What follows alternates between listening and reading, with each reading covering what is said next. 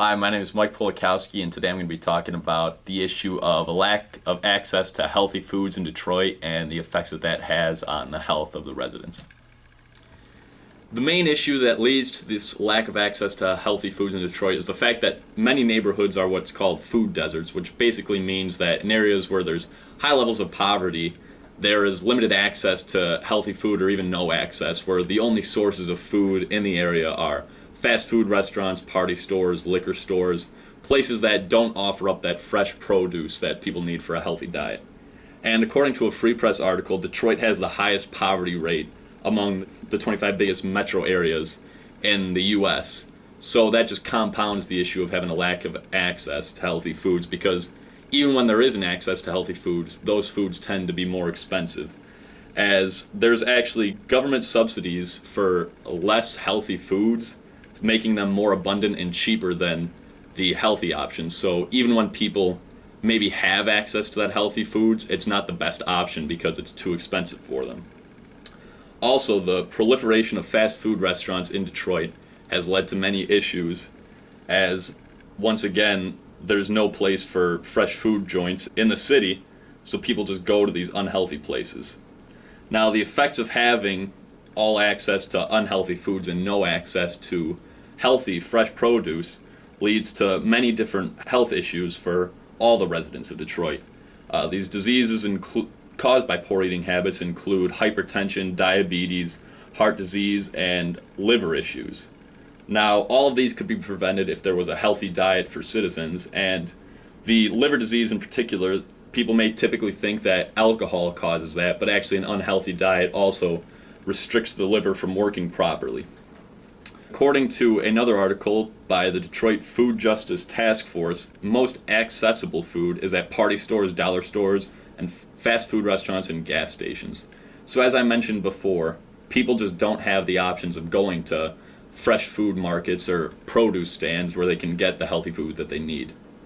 Even the grocery stores that they do have access to tend to have highly processed foods and a very limited arrangement of healthy foods that are good for their diets. So the issue of lack of access to healthy foods affects all residents, children and adults, as it leads to obesity in everybody, which then in turn leads to those issues like hypertension, heart disease, and diabetes that I talked about earlier. But I think it's more interesting to dive into the impact that it has on children.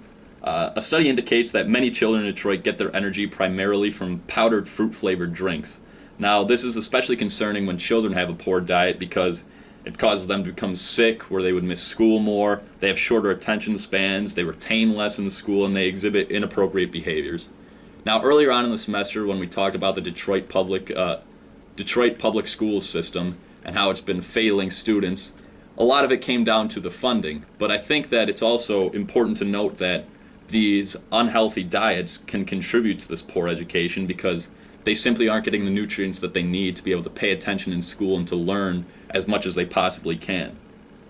So this would have a domino effect. If you were to improve the health of the residents in Detroit, including the children, then they'd be able to learn more in school, and you would have a higher success rate and graduation rates of these schools, and you could see the city becoming more affluent as people have better educations as a result of the improved diets.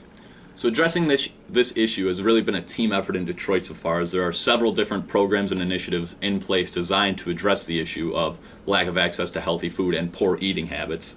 One example is the Detroit Food and Fitness Collaborative, and they work to increase access to fresh, healthy food and to make people more active. Now, they have 3 groups that make up this program, and the 2 that I'm focusing on are the Food Systems Work Group and the Healthcare Work Group. The Food Systems Work Group it works to improve access to healthy food and increase demand for locally grown food. And they've supported programs like Double Up Food Bucks that helps residents to stretch their money further when they're spending their money at farmers markets on healthy foods. So that program is all designed towards just improving in the short term people's eating habits and just the demand for healthy foods. The Healthcare Work Group works to build relationships to build a healthy and sustainable food system in Detroit. And this is a very collaborative effort, and they're working to come up with a long-term solution of the lack of access to healthy foods. Now, one other thing that we talked about too was when Tyson Gersh came in and talked about the Michigan Urban Farming Initiative. As he said, it's free produce for anyone who wants it, and he mentioned that there's 2,000 households within 2 miles of their farms where they can come and get these over 300 different types of produce for free whenever they want it. So that addresses the issue of not having enough healthy food options available and just the lack of access to the food because it's close to so many homes.